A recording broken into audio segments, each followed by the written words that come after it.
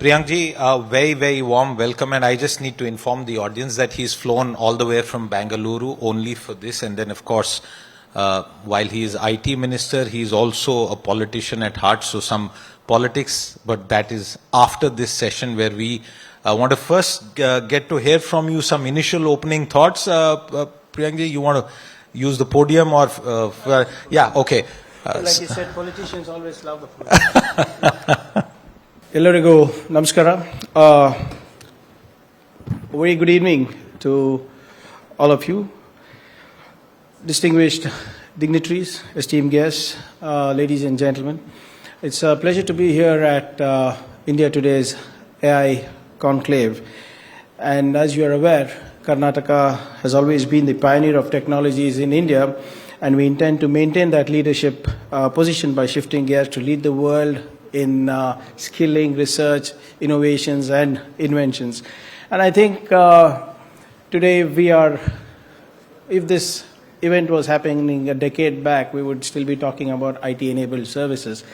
But look at the journey that we have embarked upon. We have moved from being the IT-enabled services or IT services capital.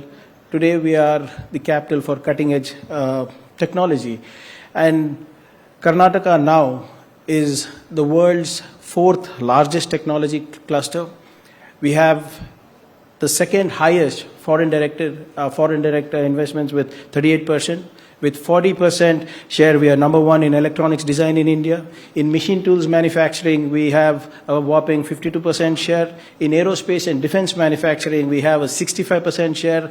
Karnataka currently exports close to around $5.1 billion of electronics accessories.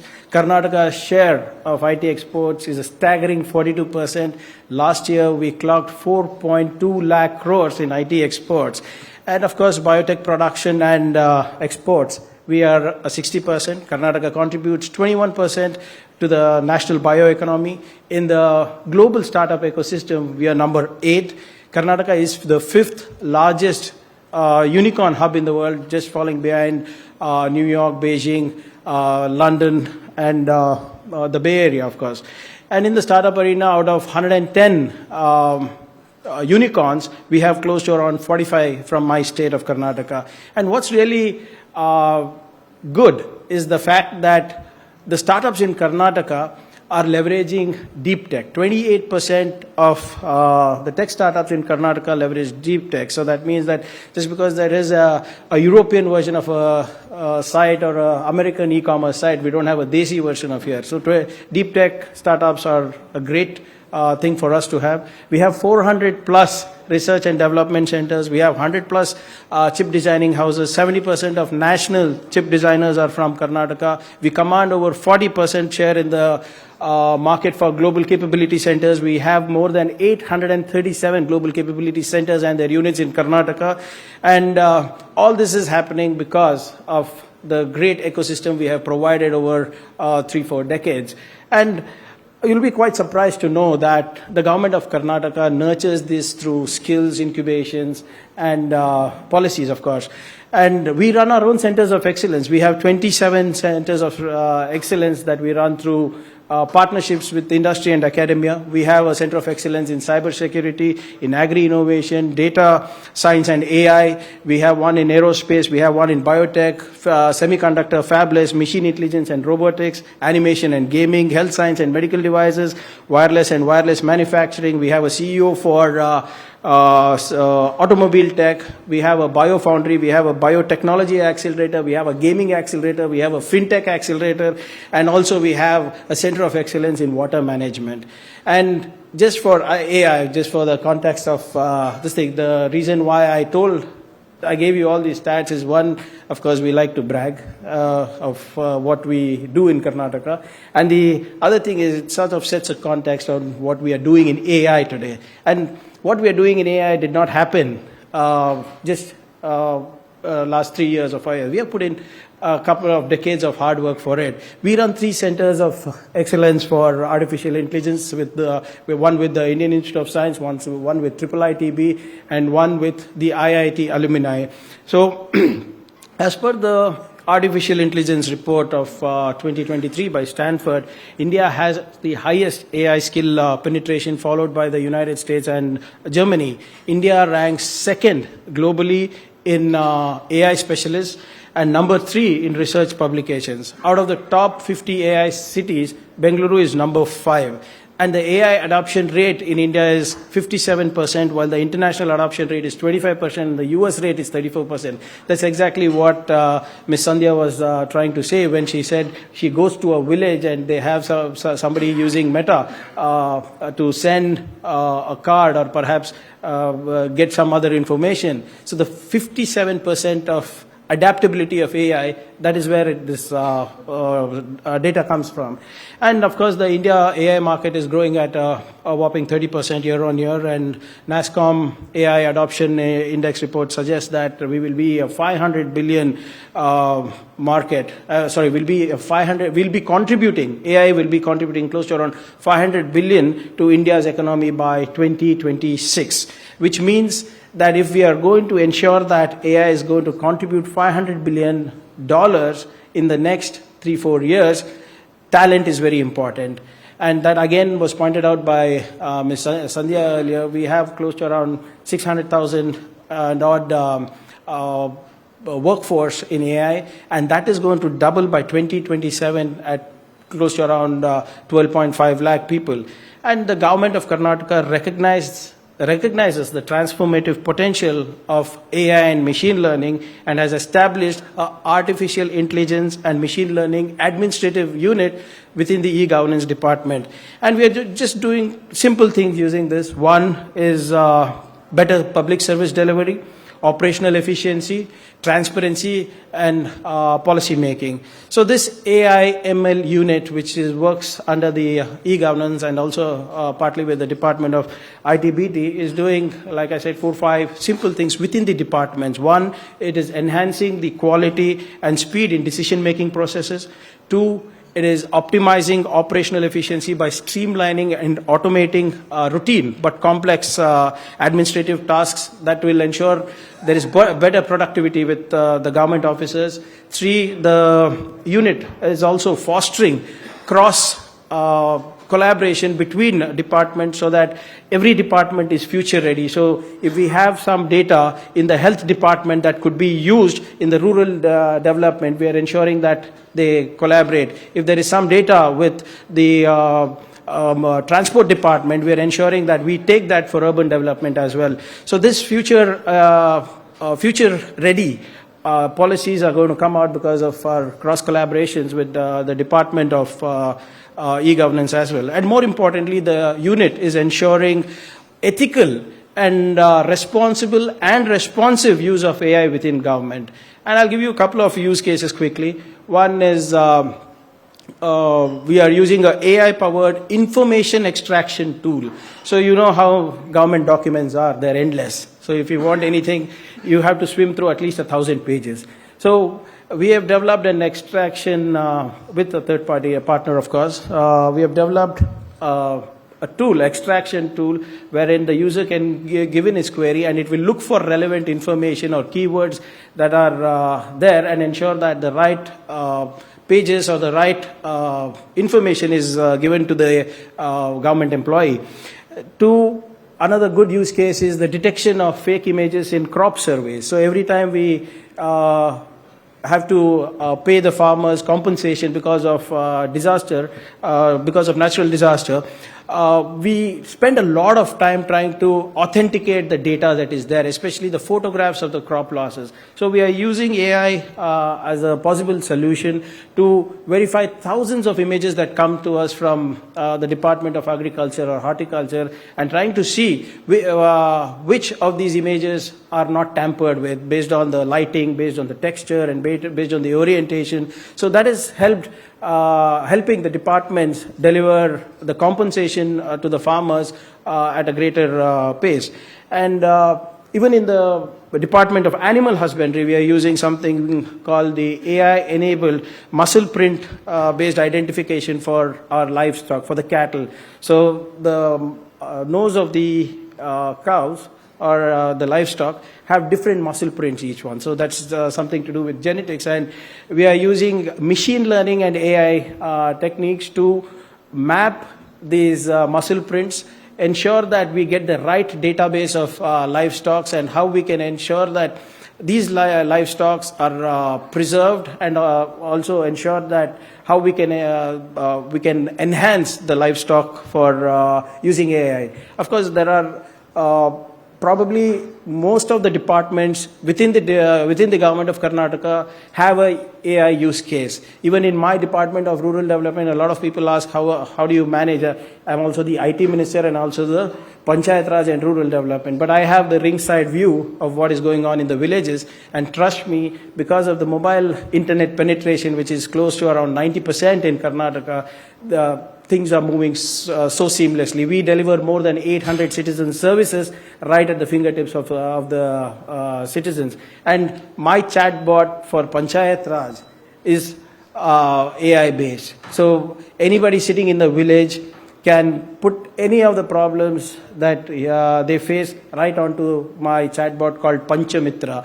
And even if you cannot type, you can just record your voice or put in a video. If you want the proceedings of the panchayat, that also is available on your mobile right now. All you need to do is just tell us the village, the name of the village, and we will get out the proceedings of the Gram Panchayat that has happened, whatever has been uploaded in the previous meeting. So I think we are going all guns blazing with respect to use cases in government of Karnataka. Of course, the Department of Home is using it for various other things, including real-time facial recognition.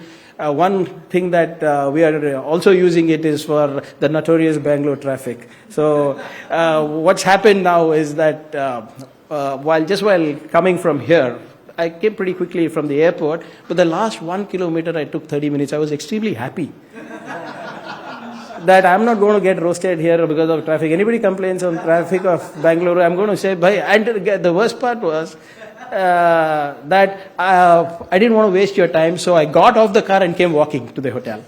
So the point I'm trying to make here is that we are also trying to use AI cameras for traffic detection and better mobility of traffic, and that has ensured that we have increased the average speed of mobility of four-wheelers and two-wheelers in Bengaluru by 3.5 kilometers. So it was, I'm still not very happy with the numbers, although it was around 12 kilometers. Now it's come up to somewhere around 15 or 15.5. So these are very regular use cases that I'm giving. But also one disruptive thing that we are doing is we help startups through our funds. So we have created this unique model for startups called the preferential public procurement, wherein if you have a problem that is, if you're registered with the government of Karnataka and you're actually solving a problem for the government, we ensure that the government becomes your first client. We are ready to pilot with startups also. You'll be quite amazed to know that the government of Karnataka till now has funded 983 startups till date. 983 startups. No VC in the world, no government in the world has done on scale like this. And more importantly, most of 32% of these startups are from tier 1 and tier 2 cities, and you will be extremely happy to know, Ms. Sandhya, that 28% of them are women-led startups. And I think that is a number that we need to really improve upon. But the point is that we are learning, we are unlearning, we are relearning the government of Karnataka. And we are doing that along with the academia, we are doing along with the industry, and we are doing it along with the innovators and the disruptors. And there's this one company that was funded by the government of Karnataka. I'm not able to recollect. It was a legal firm. They're using AI. I was thinking like, isme AI kya ho sakta hai? So then the gentleman comes and tells me like, no sir, it's just not civil. Look at defense contracts. If you want to build a submarine, there are the Ministry of Defense uses 3,500 contracts because bolt देने वाला अलग है, periscope देने वाला अलग है, missile बनाने वाला अलग है. So he said that 3,000 contracts is what is being evaluated, and we help them reduce that, which will go to take years. So now that they're reducing it by months. Of course, the AI is doing its bit, but governments take more time. So even if you are going to give it to me in 30 minutes, I'm still going to take 30 months as a government to get things done. So the point again here is that it is penetrating far and wide across departments. There are use cases right from agriculture to aerospace. And the government of Karnataka is extremely keen on exploring all possible possibilities, because we are the only state in the country who has the appetite for this, who has the skill sets necessary for this. So to cut a long story short, from being the pensioners' paradise, today we are being the most disruptive city for the world. And when I speak for Karnataka, I speak for the country, because I'm no longer competing with anybody in my in the state. My competition is with the Bay Area. My competition is with the London ecosystem. My competition is with the Chinese ecosystem. Like I said, the data that we have given is very, very encouraging. The use cases that we can do is extremely good, and we are able to scale. The good part about India is anything that you need to do it on scale, because of the demography that we have, because of the policies that we have. So that ensures that we not only deliver right, but we also deliver to the large population that is there, and this has a cascading effect across the globe. So recently we had the Bangalore Tech Summit.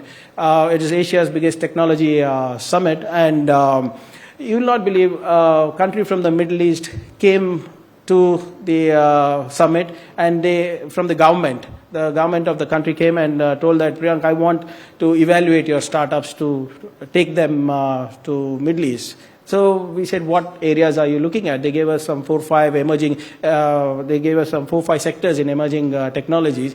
And in less than 2 days, we were able to present them with close to around 119 startups. And trust me, they picked up close to around 42 of them, or 43, with an average funding of $250,000. And now most of them are also working across the globe. And the only reason they were able to do that, because their solution was tested here, tested in this environment, and it was scale.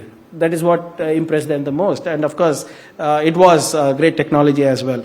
So I'll not take much of your time, but I'd like to assure you that anything that is going to be disruptive in this vertical will also be led from the government of Karnataka, will be led from my state of Karnataka.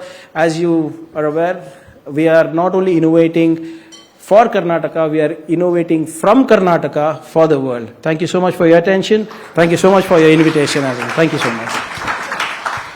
Minister Kharge, this is the second time in the recent couple of years that I'm on a stage with the IT minister from a southern state. It was earlier Telangana and now Karnataka, and I realized that they speak more like CEOs rather than just traditional ministers. And the problem with such a sharp minister CEO, is that he ensures that the moderator has run out of all talking points. But what I want to pick up from what you just said, and you've given us a very detailed, granular overview of what you're doing in the AI space. You know, states all across India, and your state also, for example, keeps visiting Davos, and you look for investments. Because the state and its politicians, the administration, their objective is primarily first to redistribute tax revenues, to ensure social welfare, and obviously with an eye on the politics of the situation. In the way that you are implementing artificial intelligence, has any doubt ever crossed your mind as a public person that this will lead to job losses? This will, reverse the situation when it comes to the millions of youth in Karnataka who are looking for jobs? So two things. First is, of course, we are always a welfare state from before. As a nation, I'm telling, not just Karnataka.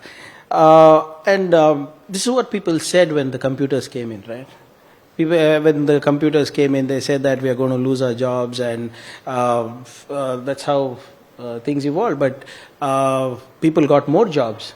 In fact, like I said, because of the advent of technology, I'm able to deliver 4.2 lakh crores in IT exports only from my state of Karnataka. And that's contributing to what? It's contributing to nation building, it's contributing to better living standards. See, any technology will be disruptive, but there will be new things coming up. I'm sure about that. And my personal opinion is that the way things are, like I gave you some statistics, right? Like we have 600,000 people now, and we need by 2027, in the next couple of years, we need 12.5 lakh people. So where are we going to get them? The same people will have to be reskilling. That is the reason why we have understood this by talking to our industry partners, by listening to corporate heads, and we have come up with the program called Nipuna Karnataka. Nipuna means in Pali it means highly skilled, and this is probably India's biggest reskilling program and upskilling program in emerging technologies. So I had a committee for a skill council, which is for emerging technology. So we are going to be future ready in AI, in cybersecurity, in better data analytics, in biomanufacturing, biomechanics, name the emerging sector. And we are going to ensure that we have the best trained human resource, not only for Karnataka, but for the world. The mantra for Nipuna Karnataka is skill locally, work globally. So it's just not opportunities here. Now our talent is so good that it is absolutely necessary for the entire world to absorb it. So I don't think that will be a problem. Jobs will be in their new forms, jobs will be in their new avatars, and the governments should get ready, should get ready for that. That's about it. Priyankji, when the first mobile signals started getting transmitted across India 30 years ago, that sort of led to a technology revolution. We then saw Y2K. We've seen other major evolutionary developments, including UPI, which has led to financial inclusion on a global scale. When you look ahead, what would you tell other states who may wish to learn and understand from the Karnataka example with regard to AI adoption? The reason I ask you this question is that not all states in India are at the same level of progressive policy architecture that you have just spoken about. Somebody needs to tell this to the central government. Because the entire AI mission has gone everywhere except Karnataka. So the point is that, there's always room to learn from each other. See, there's a lot of conversations we have had with the state of Telangana. We learn from Tamil Nadu. Tamil Nadu learns from us. Maharashtra learns from us. I think there is, as a state, of course, we are ahead of the curve because we have always listened, we always hear to industry very closely. So we came up with India's first global capability center policy. We came up with India's first data center policy, IT policy, BT policy, AVGC policy, your engineering and research development policy. All this happens only when we discuss this with the industry and the academia. If we don't talk to them closely, we don't understand. And once it is done, I'm sure that now that the GCC policy is out, I got a couple of calls from Karnataka cadre IS officers who are working in other states, saying like, sir, we wanted to discuss this with you. I have a couple of my colleagues who are ministers saying that let's collaborate and see what we can do better. So there's always scope for learning from each other, and Karnataka loves competition. You know, it always keeps us on our toes. It helps us stay ahead of the curve. But like I said, we are not competing with our states anymore. We are trying to be on the global platform, like you said, Davos or London Tech Week. We go there. I don't think that's where business happens, but it's important from a positioning point of view or a perception point of view, and we get to learn a lot of what is happening across the world. So government of Karnataka recently tied up with the World Economic Forum for AI, and that happened because we were in Davos last year. So presence matters, perception matters, and when you visit places across the country, across the globe, there's a lot of learning. Like I said, a government should be willing to learn, unlearn and relearn. Tabhi hota hai. What would you like the center to sort of do, because you made that pointed remark, but when it comes to AI, also from a regulatory architecture, because we've seen efforts over the past few years at the central level, but they haven't sort of all fully come together as of now. Oh, well, the politics aside, there is, I think, they need to work more closely with states, because the ecosystem within the states are so vibrant and so ahead of what is happening in Delhi. I think if there is a much more collaborative effort, it is going to help the nation. Ultimately, what are we all working for? We are ensuring that Karnataka thrives so that India moves forward. And I think a better collaboration will definitely help. You've seen what is happening with European Union AI regulations. It is too strict. Companies are saying that they're dying, whereas in the US bills of rights for AI, they are very sector specific. They don't have it like the EU. So governments across the globe also should talk. In the federal structure also they should talk, because now see what happens, this affects, now there are no more geographical boundaries because of the internet being so, internet has got us all closer, there's no boundaries at all.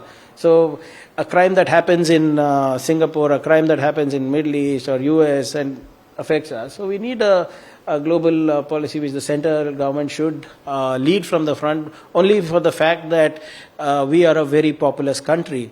And like I said earlier, a mobile phone is no more a rich person's gadget. It's right there even in my constituency of Chitapur. Absolutely. Where people are gaming, people are online, people are getting their DBTs done on this thing. In fact, I'm not sure if I should be using this forum to say that just last night one of the students in a private hostel committed suicide because of online his addiction to online gaming, which was the servers which were there in the Eastern Europe. And if we don't regulate these things, at least the technology always has good and bad. So at least the bad part of this thing should be... Priyankji, on whose shoulders does the responsibility primarily lie? Because we have seen, for example, on crypto, instead of a formal ban, we sort of caught the air in a roundabout manner. On gaming also, we have doubled down on taxation, but not looked at the disastrous impacts that it has. Who is responsible? Is it just the center or states as well? No, see, like I said, a collaborative effort is... Just because you have a cold, you don't cut off your nose. Of course, online gaming is... there are different types of online gaming. In fact, the gaming industry is contributing heavily to the exchequer as well. And I think, if I'm not mistaken, if my memory serves me right, they have retrospectively put a couple of lakh crores as tax for them. But that's the GST Council. Your government is also part of it. Yeah, but हमारी कौन सुनता है? अब हमको एक 20-30 seat ज़्यादा दे दिया तो I would have been there in the council. But anyway, the point is that all of us are responsible. So it's not that. But see, government should talk to each other. And I have made recommendations. It's not that I have not made recommendations. It's not that I'm putting the ball in central government court and saying like, aapki zimmedari hai. I have written on the same very issue of gaming that you're going to kill the industry. It's generating jobs. It's not only about thing. You see, people, illustrators. Perhaps if not kill, drive it underground or offshore. See, what's happening is now, if you actually go online and see, where are the people playing? Have people stopped playing? People have not stopped playing. The ad you see is no GST for the online because it's gambling. In some unregulated domain. At least it was earlier. What would happen? You know where the servers are. You know who the company was. If there was a fraud, you could actually go pick them up and come. Now we don't even know whether they're playing on Chinese servers or a Romanian server, and our people are losing money, they're losing their lives, the households So given are this cracking up. experience, do you think Karnataka Finance Minister will raise this issue at the next GST Council meeting? The Honorable CM is not a member in that.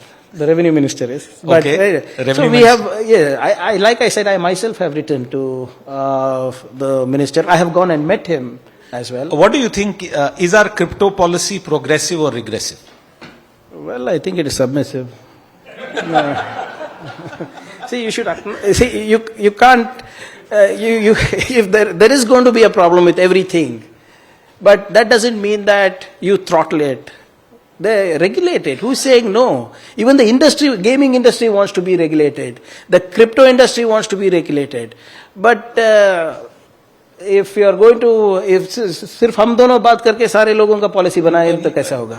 You know, for 10 years we have had a strong central government where laws were passed within minutes, if not days in parliament. I wonder, according to you, what is the reason that we don't have a set of progressive data security regulation laws? I mean, it's not rocket science, honestly, sir. See what's happening to the privacy, the Sri Krishna Commission report or the data privacy report, that is the bill that was supposed to come in. Why is it going to courts? It's going to court because it's one-sided. There's no consultation. If there had been due consultations from public, if there were due consultations for industry, why would the courts interfere? Who is going to the court? When it is affecting somebody, they're going to the court and getting a stay. And that is why we don't have a policy till now. And who is to blame for it? अभी क्या बोलना बोलिए कि नाम सुनना चाहते हैं कि आप तो कहना चाहते हैं. See, like I said, in a federal structure, you need to ensure that you engage with everyone. It's a federal structure, right? आप ऊपर हो, आपके नीचे से हम सब लोग काम कर रहे हैं, सब लोग देश के लिए काम कर रहे हैं. तो let's say, like I keep harping about the 42% of the IT exports. No, एक रुपए नहीं मिलता मुझको. It's all going to the central government. Not a single pie I'm getting. It's not that I'm cribbing, but we have made that it as a policy issue. But if you are going to sit and talk to state governments, talk to stakeholders, talk to people whom it will affect, then these problems don't arise. So, आप बोल रहे कि yes, the government is strong in the 10 years, that this, it's only by number. Show me one great policy that has worked till now. Make in India का हालत क्या है? Digital India का हालत क्या है? Skill India का हालत क्या है? You are giving great slogans, Viksit Bharat, Amrit Kal. Why are so many people relinquishing their citizenship? 2.5 lakh people relinquishing every year. 10 people every hour are trying to get into US illegally. So, the point I'm trying to make is, because you are not talking, if you talk to stakeholders, if you talk to public, if you have public consultation, if you talk to state governments, probably we'll evolve a better policy. Okay, since time's up, I just still have a couple of questions, Priyank. One is on a rising cyber crime, the frauds that we are seeing, banking frauds, which are impacting old age citizens, and unfortunately AI tools are being used for deep fakes, and people don't understand this. As a politician, as a public representative, what do you think needs to be done? Because I believe, with all respect, just advertisements in newspapers is not going to solve the issue. No, see, how many people read newspapers now? So while there has to be a large-scale awareness done at the bottom of the pyramid, if you, like you rightly said, the frauds are not happening at the top of the pyramid; they're happening at the bottom of the pyramid. It's happening at the tier 2 cities. It's happening at the tier 1 cities. It's happening in the cosmopolitans, and the government of Karnataka is doing 2-3 simple things. One, massive awareness campaigns. 2, we are building skill sets. When I say skill sets, we are building skill sets across the verticals. It's just not, we are not helping the Department of Home with the right skill sets. We are actually bringing in skill sets at the basic level, at the school level. In fact, we have tied up with Meta for training 100,000 teachers and 10 lakh kids on how to be safe online. How to ensure what would be a phishing call, and what could be cyberbullying, what could be a sort of a small lean thread into the dark net. So all these awareness programs is compulsory, and the skill set should come at every level. Besides training the Department of Home and the other departments in the government level, it should also be out in the open. Number three, what we are doing is we are creating these massive regional centers of excellence for understanding cyber crimes of different nature, because what works in probably in a Mysore Mandya will not work in Kalburgi or Bengaluru. So we are having these regional centers of excellence as well to ensure that there is awareness, there is skill sets that is built, there is incubation centers where innovations come out, and these innovations are used not only by the department but also by the corporate. And we are closely associated with industries. We have tied up with Cisco to train close to around 20,000 cyber warriors. So with the skill sets that the industry is suggesting. So it needs to be driven constantly. And like you said, just 2-3 advertisements in paper front page will not make a difference.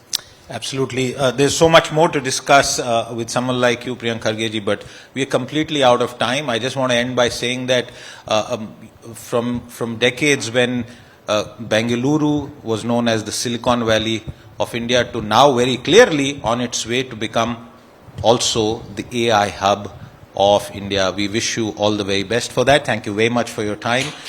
Thank you. Thank you very much.